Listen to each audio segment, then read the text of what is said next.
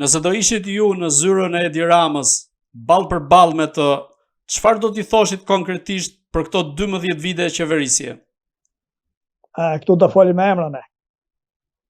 Këtu do folim me emrën. Unë nuk do i thoja për 12 vite të qeverisje, sepse nuk ka qeverisur. As ky as Berisha, tham, ata e kanë mbyllur me përpara. Shiko si është puna. Sepse Rama, për shembull, po të ishte një njeri që e don mendimin kundër, do më kishte mua në studio. Nuk është shtur, po ndoshta nuk e di, po mund të kishte mua në studio. Po kjo nuk bëhet. Edhe një gazetar, atë gazetarin e mirë njohur, unë i bëra një pyetje dhe i them unë se do ta bëjmë muhabet personalisht në mënyrë private, unë do ta tregoj, po kështu publike nuk e tregoj dot sepse jam i porositur që mos ta sjell në mënyrë publike atë. Kurse kur jemi bashkë privatisht do e diskutojmë kur takohemi poshtë, ku jemi takuar në qendër diku tjetër. Para pak ditësh unë kisha vërtet probleme ekonomike, mirë po duheshin intervistuar ushtarët, ish ushtarët e peshqepisë, sepse mbi ata mund të ngrihet një argument, janë të regjistruar në celular, janë në YouTube tani, janë diku tjetër. Unë nuk keq asnjë fjalë për tyre, se nesër pas nesër bëhen përgjegjës. Dhe kam shkuar, edhe i kisha thënë këtij gazetarit, unë do kërkoj ndihmën e Gjergj Lucës. Me ndiq me vëmendje, duke e parë si patriot Gjergj Lucës, do kërkoj ndihmën e Gjergj Lucës, djalin e Lucës Gjergj, pavarësisht nga të përmendur. Dhe vete unë tek Rozafa në Elbasan.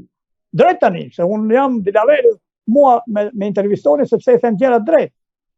Vete atje dhe rastësisht më takon mua të takova me Blendi Mane. Blendi ishte aty. Me ftojnë tavolinë, ujin e kisha me vete, ujë do pija unë, se s'kisha për të ngrënë gjë ku e kam unë të rezit aty në punëve. Edhe i tregoj njerëzisht, një 2 javë përpara, kështu, kisha përshkuar në Gjirokastër dhe në Berat. Ishte edhe në Fijer, nuk kisha lek. Dhe i them, kam ardhur këtu për të kërkuar ndihmë nga Gjergj Luca nëse më ndihmon me 200.000 lekë të vjetra, se nuk më mjaftonin parat për të shkuar. Edhe më thot mua Blendi Mane, unë tha për momentin nga ato 200.000 lekë të vjetra, unë do t'jap ty vetëm 20.000 lekë thaj. Po jo i thash unë, se erdha për të vënë në gjobë. Jo thaj, të 20.000 kam mundësi unë të t'jap që tani, që t'i kesh për një rrugë të shkurtër. Dhe me ato lekë kam shkuar herën e parë të shtëpia Ersengjinit, të Ngjerit, ushtarit të vrarë në Fijer, me lekët e Blendi Mane. Unë kam pritur aty që nga mesdita, që nga mëgjesje, deri në ora 8 të darkës, edhe mëgjesi me gjithse e kështë lejmëruar, se Blendi Mane ja sa ati, po s'ka gjë, me telefon nuk më përgjigj gjë, jo. Tani këti gazetarit të mirë njohur unë jam shpjeguar para se shkoj. Se kishin dyshime dhe këta, e dini që nuk do të përgjigjet ku e dinu se si. E dini pse kam shkuar unë atje tani ta marrësh vesh, se s'kam për të vdek për bukore, jo. I them ty apo dikuj tjetër, nuk vdesin ju për bukë. Këtu jo në hetë, ne. Unë i kam shpjeguar dhe po e shpjegoj dhe juve. Në qoftë i thash unë se në ndihmon Gjergj Luca, kjo do thotë që Edi Rama është pro hapjes së dosjes së peshkëpisë. Sa e din që unë po luftoj për atë, që të hapet dosja e peshkëpisë. Po në qoftë se Gjergj Luca nuk në ndihmon, kjo do thotë që edhe vetë Rama nuk është interesuar se ka bërë marrëveshje të fshehta, të që thamë pak më përpara, do ke bërë marrëveshje të fshehta dhe nuk ka për të ndihmuar Gjergj Luca, në qoftë se Rama është kundër hapjes së dosjes së peshkëpisë. Tani, se Gjergj kishte me njëherë mas Ramës, se kishte marrë telefon në Vrenozin. Sa është në lidhje të gjithave atyre, unë kuptova atje, me vërtet, unë muaj me dha lekët, Blendi Mane dhe shkova në Fijer. Kisha lekësha për të kaluar, bileta ishte mjaft për mua. Shkova dhe bëre intervistën e parë, aty të shtëpia e reportazhin e parë të vogël për profilin tim tek shtëpia Ersengjinit, të Ngjerit, të vrarit në masakrën e peshkëpisë. Duhet ju them që më pyetët pak përpara dhe do i kthehem prapë çështjes së peshkëpisë, dosjes së peshkëpisë. Në qoftë se Rama do donte që të hapet dosja e peshkëpisë, nuk ka burë që ta ndalte të mos e kishte hapur ose ta hap tani.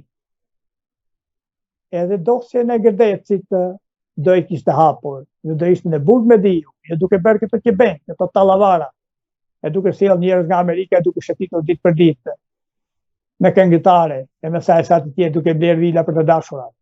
Mirë po të kujtohet ty ja them juve, zonjë zoti, edhe ju i nderuar gazetar, të kujtohet ajo rrahje që i bëri të spitalit traumës Edi Rama, Sali Berishës, shpatullave, natën kur shpërtheu Gërdeci, kjo donte të thoshte që një gjend në këmbë nuk ka për të rënë. Prandaj këto janë dosje të mbyllura me urdhër politik. Asnjë njeri s'u ndeshkua për disa ishin ata janë kot që u ndeshkuan për Gërdecin. Asnjë njeri akoma dhe sot pas kaq vitesh me diu shetit thash edhe një herë tër dënjan.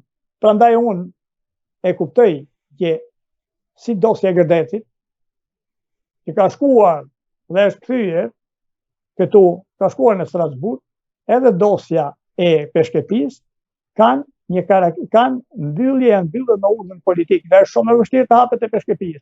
Megjithse të gjithë i shikojmë dhe nuk i ndeshkojnë dot ata që e kanë bërë atë. I shikojmë edhe unë, edhe ti, edhe ju, zonjë zotrin, këtu në Afrin, kudo ku jemi. I shikojmë se kush janë. E dim se kush janë. Mirë po ja që janë disa njerëz atje që për interesin e karrikës së tyre, për interesin e tyre familjar, politik, ekonomik, kanë mbyllur dosjet, i kanë bërë, i kanë ujdisur gjëra, që të mos hapet dhe të mos dalë, të zbardhet, as çështja e Gërdecit, as çështja e Peshkepis, as sa dosjet e tjera. Nëse do ishit ball për ball me kreun e demokratëve Sali Berisha, çfarë do t'i thoshit? Nuk më zgjenjeni. Nuk më keni zgjenjur në asnjë moment. Ç'do thot kjo? Në qoftë se ju do të kishit në qoftë se ju do e kishit njohur baban e Sali Berishës, atëherë do e dinit që Sali Berisha nuk e ka përgjet ta shes Shqipërinë për 5 minuta. Dhe një herë po ta përsëris. Në qoftë se me Berishën do takohesha ball për ball në zyrë, do i thoja në asnjë moment nuk më ke zgënjur. Që nga 92 kur të kam votuar, e deri tani kur të kam parë në 94 që kërkoj, që nga 94 kur kërkoj të gjitha pushtetet për vete, në asnjë moment nuk më ke zgënjur. Sepse kush ka njohur baban tën, e din që ti nuk e ke problem ta shesësh Shqipërinë për 5 minuta. Ai që se ka njohur, nuk ka për ta marrë vesh ku. Ramës, çfarë do thoja? Me Edi Ramën.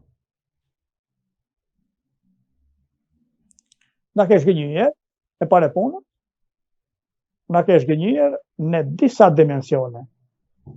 Vetëm një gjë nuk e kam pritur, domethënë, që të sillje njerëzit më të degraduar, më të paaftë në pushtet të se kam pritur. Por, edhe këtë tjetrën, të vish në pushtet me autobusin, ma vi, si që ke ardhur në 2013, dhe të shetisësh gjithë të pjesën tjetër të jetës tënde politike me charter e të zhitësh në lukë si që janë zhitur kolegit të tu, këte nuk ka shqiptar që ta pranoj e para, që ta pranojnë, ndoshta s'kemi mundësi të bëjmë gjë, por edhe po s'u hakmorëm ne, Zoti ka për të hakmarrë, atë se na ke gënjur në mënyrën më të poshtër. Kur vjen me një autobus ma vi për të bërë ato, për të ardhur në pushtet, dhe vinë, me fluturon, me udhëton, me avion, me charter, me të katër anë të botës, sa po të vish në pushtet, e bën dasma tjetri në kala, pa punuar asnjë ditë, kjo ka bërë dhaki vetëm me ty. Paq jenë tënde, paq fytyrën tënde.